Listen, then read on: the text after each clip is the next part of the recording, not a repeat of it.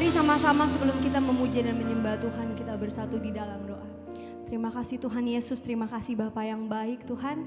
Hari ini kami mau dengan bersuka cita memuji dan menyembah Tuhan.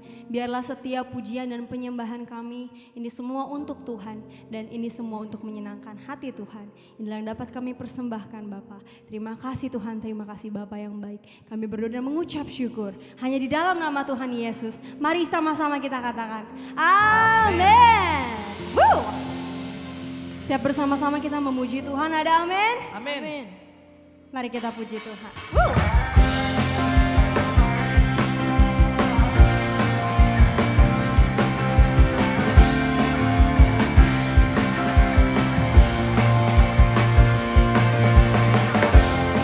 Kami tahu rancangan-Mu yang terbaik buat setiap kami Tuhan.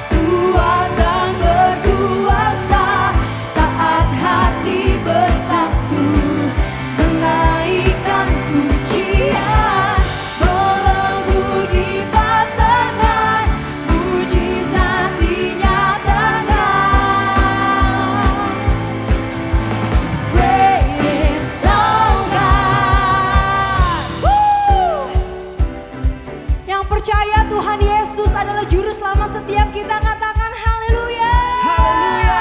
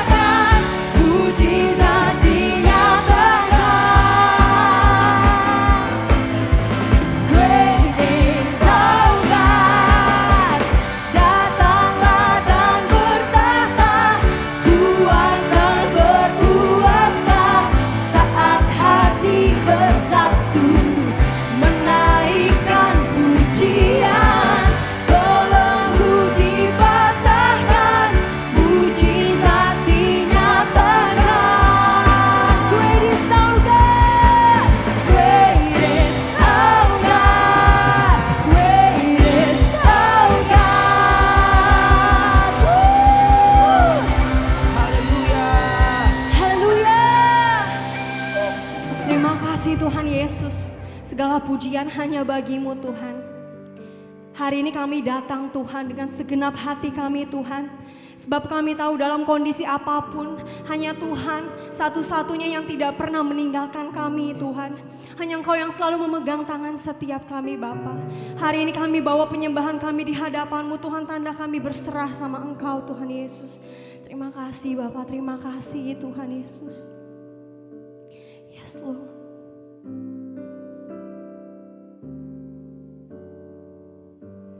Savior of my soul, I confide in you through all my darkest moments. In you I find my peace, my comfort when I'm weak. I trust in you through storm and raging sea. Faithful, you're my God. You're the glory and the lifter of my head. Your light, it fills my days. It leads me in your ways. Forever I surrender all to you. And I live to worship you, my Jesus. You're the only one for me. Nothing will ever take your place, my precious Savior. Who can stand between my Lord and me? Lord, I live to honor you, and I long to bring my life an offering. Take me higher, draw me deeper. I give all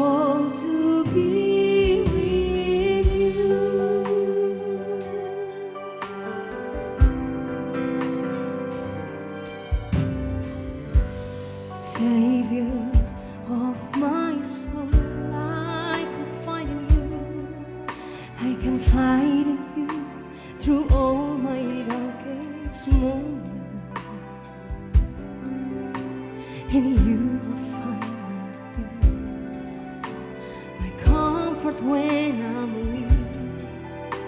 I trust in you through storm and raging sea. Faithful, you're my God, you're the glory.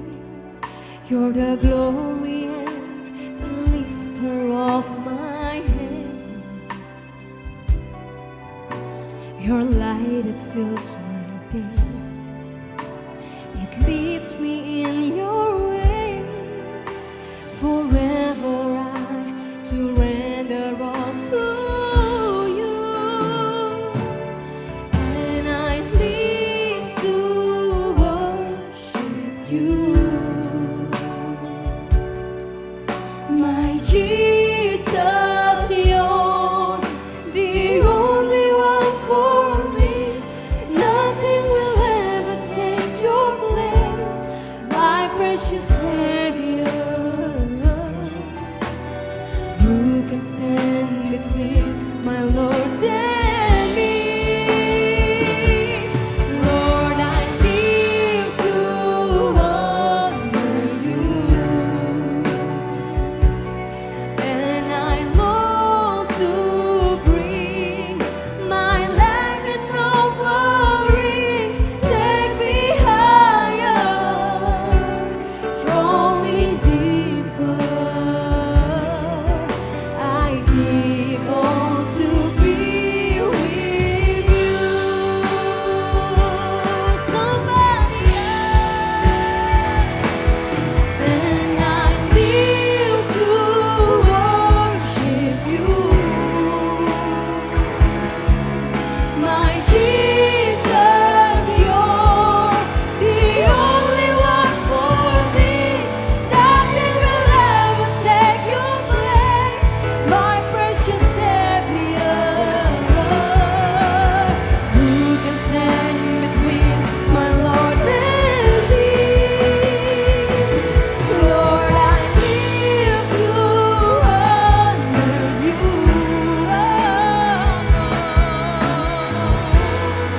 Yes, Lord, my life is offering. Take me higher, draw me deeper.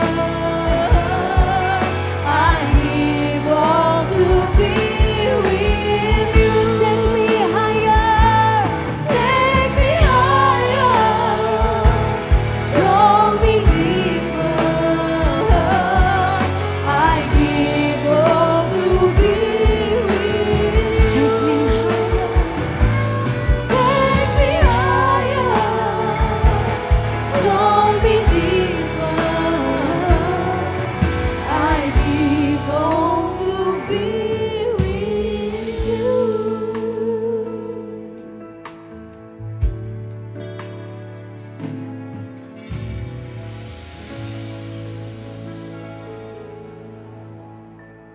Mari kita satu hati dalam doa. Bapa yang baik, terima kasih. Kalau kami boleh memuji menyembah Engkau di dalam roh dan kebenaran. Kalau kami boleh bernafas hari ini, kami boleh mengikuti ibadah pada saat ini. Kami mengucap syukur, Engkau baik, sungguh baik, sangat baik. Bapa yang baik, sebentar kami akan mendengarkan firman-Mu. Berkati kami, urapi kami, beri kami hikmat untuk menangkap apa yang menjadi isi hati-Mu. Untuk mengaplikasikan apa yang Engkau kehendaki kami lakukan sesuai dengan firman-Mu. Terima kasih Bapa yang baik, kami mau katakan kami siap mendengar firman-Mu. Dalam nama Yesus kami berdoa dan mengucap syukur. Haleluya. Amin. Shalom Bapak Ibu Saudaraku, jemaat Home Sisi dimanapun berada.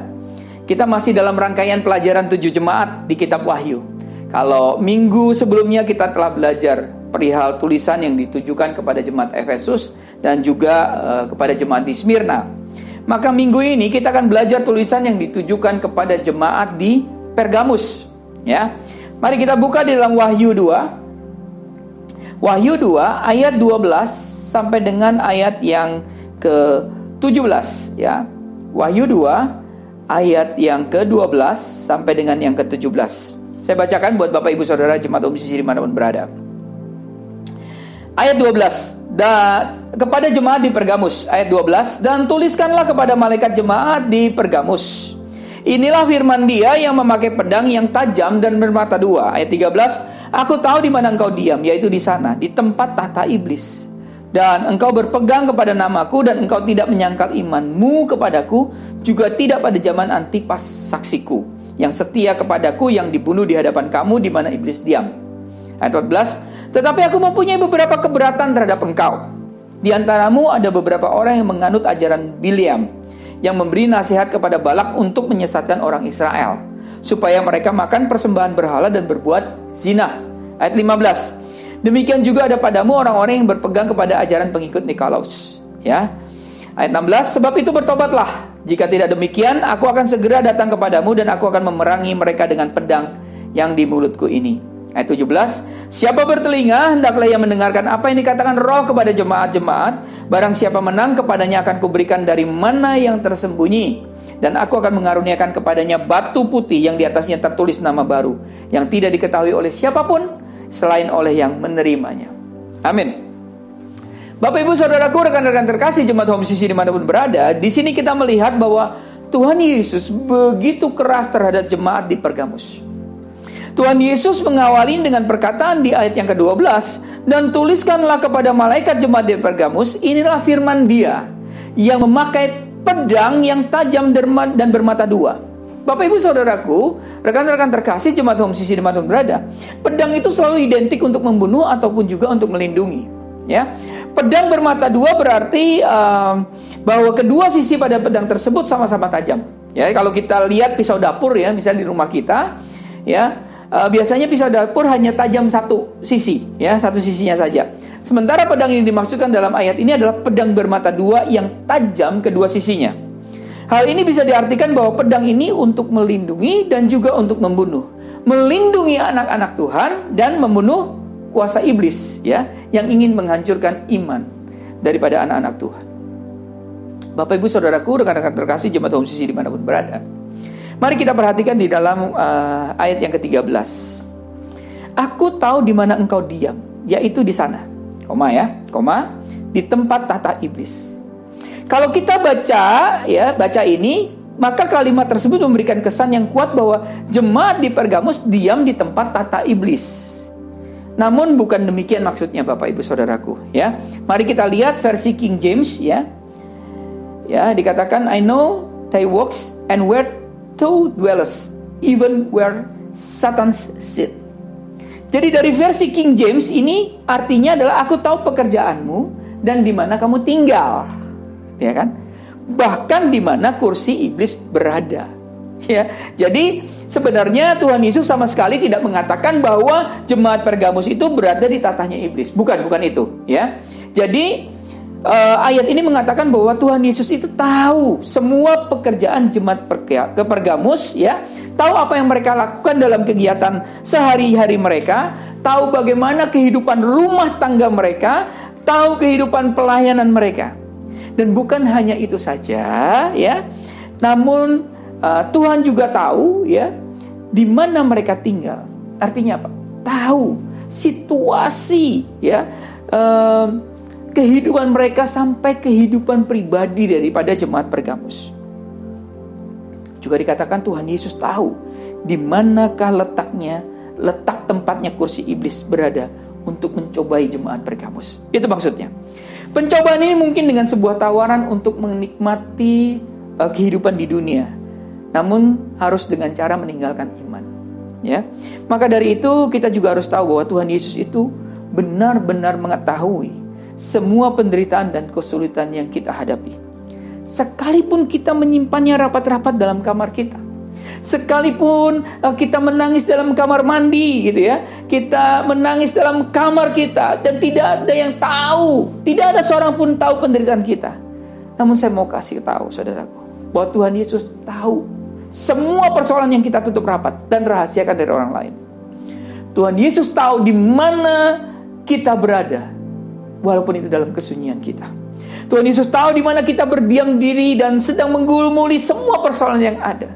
Percayalah bahwa Tuhan Yesus tidak pernah meninggalkan kita sendirian menghadapi beratnya persoalan hidup kita. Katakan amin. Tuhan Yesus juga tahu bahwa kita sedang dicobai oleh iblis. Untuk apa? Untuk meninggalkan iman kita. Ya, dengan apa? Dengan tawaran kehidupan yang baik di dunia ini. Bapak, Ibu, Saudaraku, rekan-rekan terkasih, Jemaat Home CC dimanapun berada, kalimat berikutnya di ayat 12 yang kita baca tadi mengatakan ini, dan engkau berpegang kepada namaku, dan engkau tidak menyangkal imanmu kepadaku, juga tidak pada zaman Antipas saksiku, yang setia kepadaku, yang dibunuh di hadapan kamu, di mana iblis diam. Bayangkan, Tuhan Yesus memberikan kesaksian yang luar biasa terhadap jemaat di Pergamus, bahwa jemaat di Pergamus ini telah berpegang kepada nama Tuhan Yesus dan tidak menyangkal imannya. Wow, luar biasa.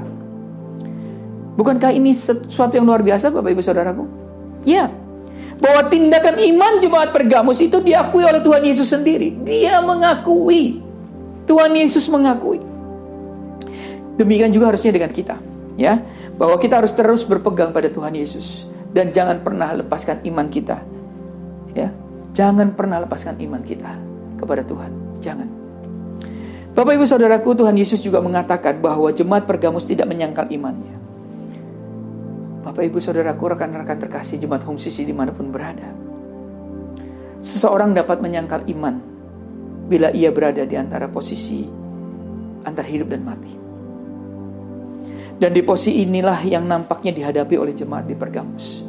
Persoalan yang mereka hadapi bukan hanya sekedar antara makan enak atau tidak enak. Persoalan yang mereka hadapi bukanlah pergumulan atau persoalan antara dapat bonus atau tidak dapat bonus, antara dapat proyek atau tidak dapat proyek. Persoalan yang mereka sedang hadapi adalah apakah saya masih hidup besok ataukah saya mati hari ini. Hal inilah yang sedang dihadapi oleh jemaat Pergamus, Bapak Ibu Saudaraku, pada masa itu. Bahkan Tuhan Yesus tidak melukan seorang yang bernama Antipas. Dikatakan bahwa juga tidak pada zaman Antipas, saksiku yang setia kepadaku, yang dibunuh di hadapan kamu, di mana iblis diam. Bapak Ibu Saudaraku, rekan-rekan terkasih, jemaat Home CC dimanapun berada, perlu diketahui bahwa Antipas yang dimaksudkan di sini bukanlah Herodes Antipas pada zaman Tuhan Yesus, melainkan seorang martir yang mati karena kesetiaannya kepada Tuhan Yesus. Antipas mati sebagai martir karena dibunuh di hadapan jemaat Pergamus. Ya, menariknya dikatakan di kalimat selanjutnya bahwa ketika pembunuhan itu terjadi, ada iblis yang diam di situ. Hal ini menunjukkan bahwa pembunuhan terhadap martir Kristus, dalam hal ini Antipas, didalangi oleh siapa? Iblis, yang memakai manusia untuk menjadi kaki tangannya.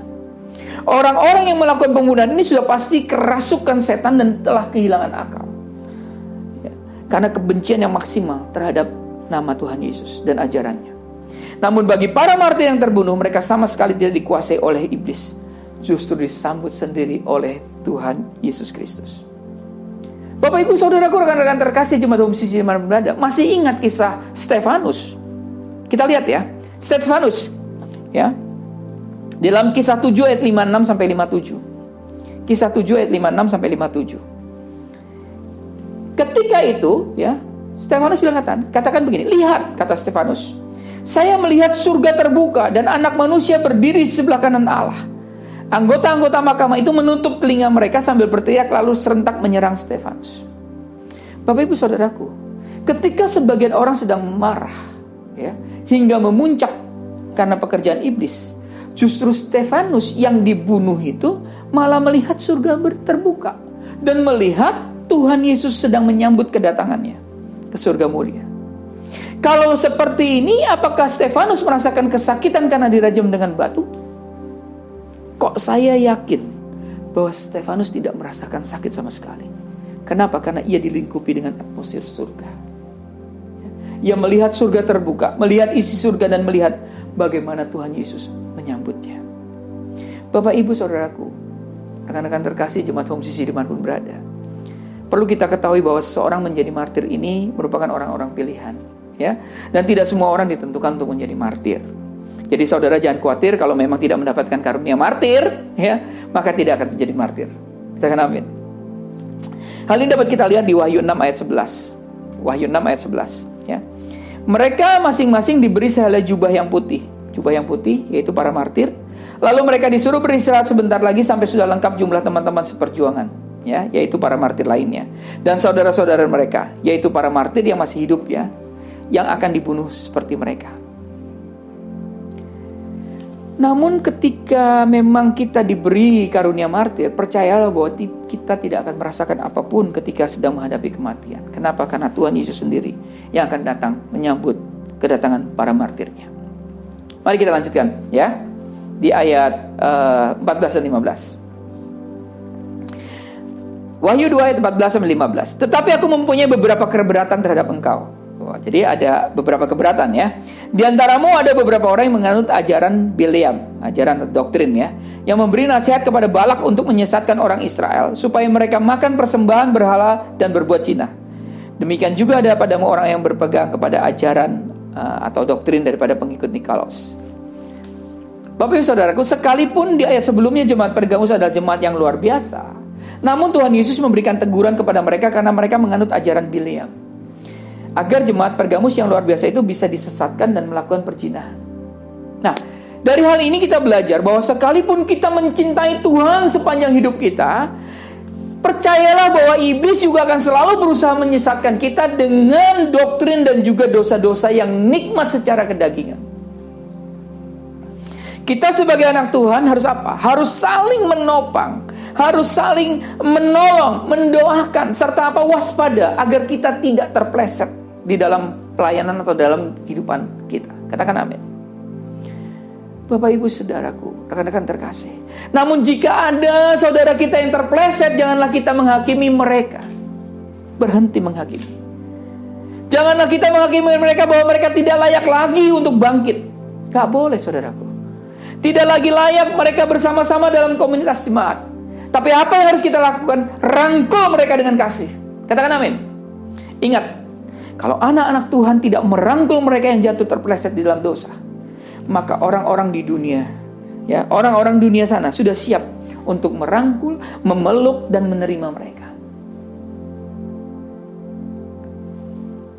Kalau jemaat di Pergamus yang dipuji oleh Tuhan Yesus sendiri dalam imannya rela mati menjadi martir, bisa saja terpeleset di dalam doktrin atau ajaran yang salah, serta terpeleset di dalam dosa. Artinya kita diajarkan agar jangan merasa kebal dengan dosa. Bahaya, saudaraku. Dan karena itulah kita harus terus menguji setiap ajaran yang kita ajarkan dan yang kita dengar, agar apa? Iman kita tidak disesatkan. Ingat di dalam Matius 18 ayat 7. Matius 18 ayat 7 katakan gini, celakalah dunia dengan segala penyesatannya. Memang penyesatan harus ada, tetapi celakalah orang yang mengadakannya. Bapak Ibu Saudaraku, rekan-rekan terkasih jemaat Home CC dimanapun berada, ajaran sesat bukanlah ada di luar gereja. Karena ajaran yang ada di luar gereja dari dunia, tentu kita sudah tahu bahwa ajaran tersebut tidak alkitabiah. Betul ya? Namun ajaran yang ini, ya, dikatakan sesat karena ajaran ini ada di gereja. Dikotbahkan oleh hamba-hamba Tuhan dan banyak pengikutnya. Karena itulah sebagai anak-anak Tuhan kita harus benar-benar menguji setiap ajaran yang kita dengar. Sebagai hamba Tuhan, saya juga menguji ajaran-ajaran yang sampai saya sampaikan. Saya menguji supaya apa yang saya ajarkan, apa yang saya khotbahkan tidak menyesatkan orang-orang yang mendengarkan khotbah-khotbah saya. Bapak Ibu Saudaraku, jemaat Home CC dimanapun berada, ajaran sesat itu sangat mengerikan. Kenapa? Karena ajaran sesat juga diyakini sebagai kebenaran dan diyakini berasal dari Allah. Ajaran sesat selalu memakai atas nama Allah, ya, agar terkesan benar dan alkitabiah. Lalu pertanyaan terbesar yang harus kita munculkan dalam benak kita adalah bagaimana kita tahu ajaran, ya, adalah sesat atau itu ajaran benar? Jawabannya, kita harus membandingkan dengan apa yang tertulis dalam Alkitab. Bapak Ibu Saudaraku, ingat, di dalam Alkitab. Artinya dari perjanjian lama hingga perjanjian baru, dari Kejadian hingga Wahyu, ya, bukan hanya ayat-ayat tertentu yang dipegang untuk dijadikan patokan. Gak boleh itu. Ayat-ayat tertentu dijadikan patokan, kemudian mengabaikan ayat-ayat yang lain yang tidak sebaham dengan pemikiran itu. Itu tidak boleh. Saya beri contoh begini. Banyak hamba Tuhan, sekali lagi, saya pernah kasih contoh juga. Dan orang Kristen misalnya seperti, ikut Tuhan pasti diberkati melimpah. Kita tidak akan kekurangan. kita tidak akan tertimpa masalah. Kita akan terus naik, tidak turun. Kita akan menjadi kepala dan bukan ekor. Kalimat-kalimat tersebut memang ada di dalam Alkitab.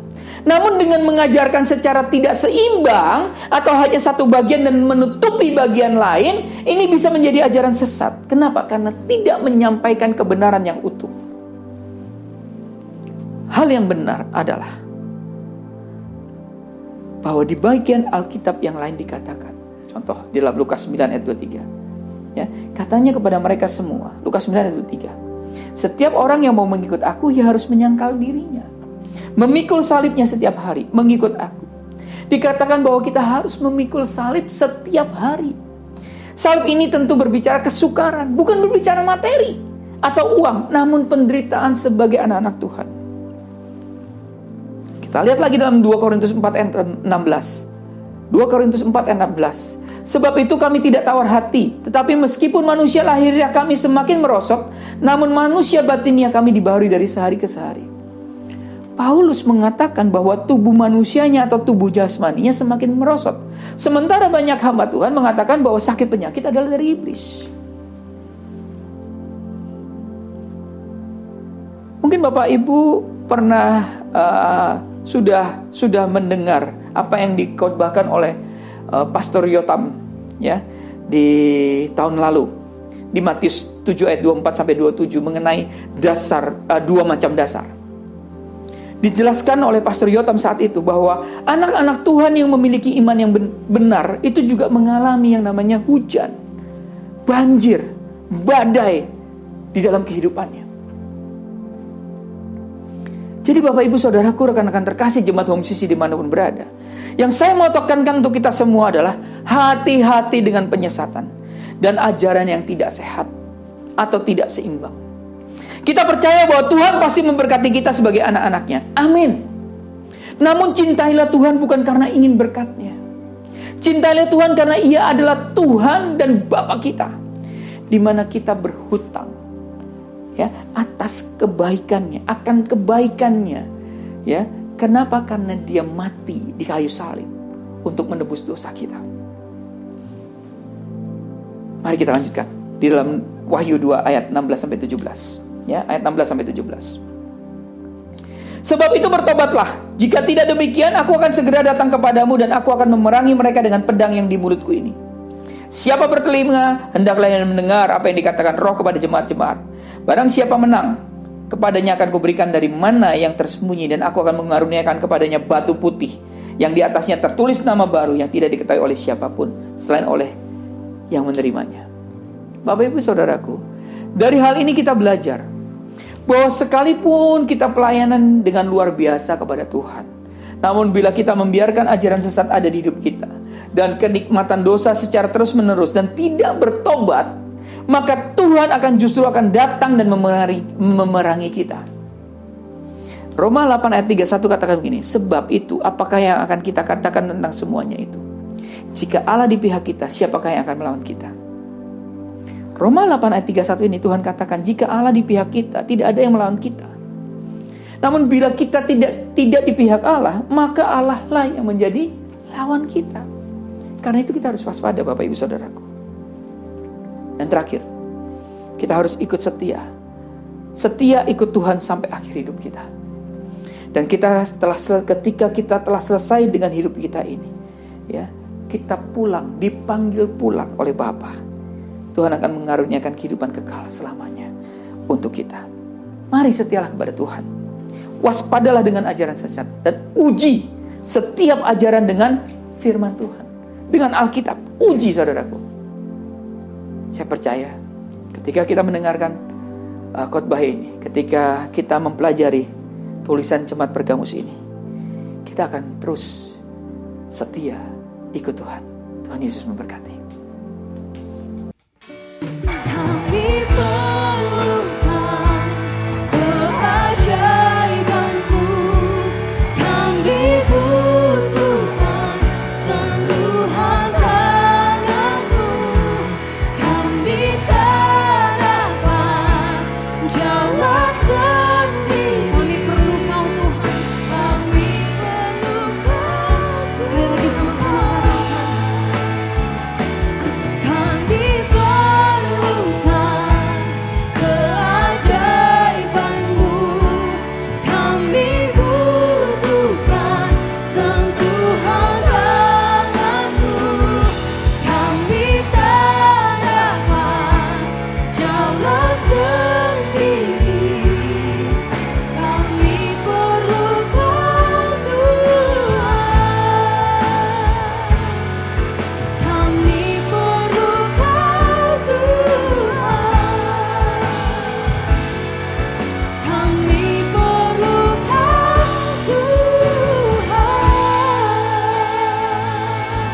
Karena itu, saudara-saudaraku jemaat Kristus yang dikasihi Tuhan, angkatlah kedua tanganmu dan terimalah berkat.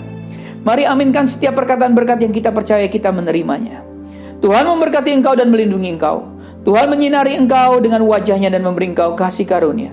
Tuhan menghadapkan wajahnya kepadamu dan memberi engkau damai sejahtera. Kiranya kasih dan penyertaan Bapa di surga dan damai sejahtera dari Tuhan Yesus Kristus serta penghiburan dari Roh Kudus terus menyertai kita sampai Maranatha Tuhan Yesus datang kembali. Kita yang sudah menerima berkat Tuhan, mari kita sama-sama katakan amin. Selamat hari Minggu, selamat berkumpul bersama dengan keluarga. Nikmati quality time kita dengan keluarga kita. Terus mencintai Tuhan, berhenti menghakimi, dan jadi berkat. Tuhan Yesus memberkati. Then sings my soul, my Savior God, to Thee. How great Thou art!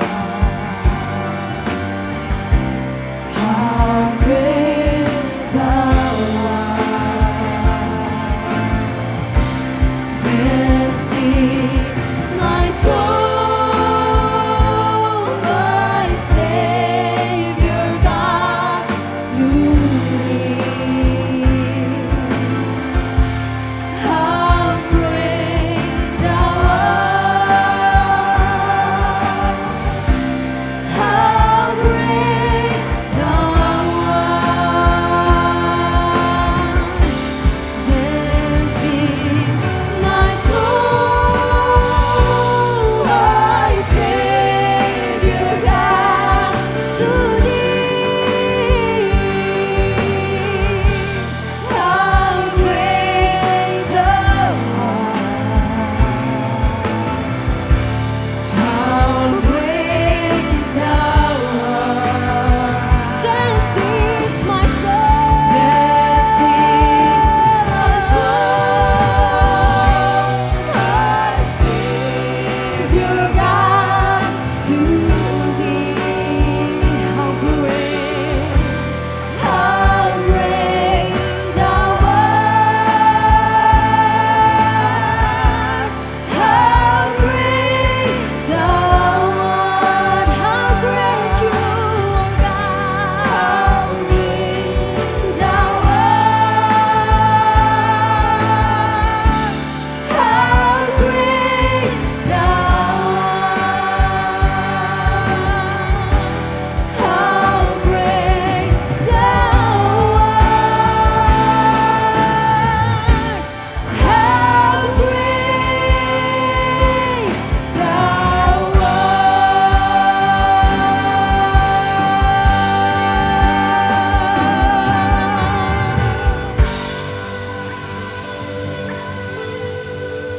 Selamat hari Minggu jemaat Homsis yang terkasih dalam Tuhan.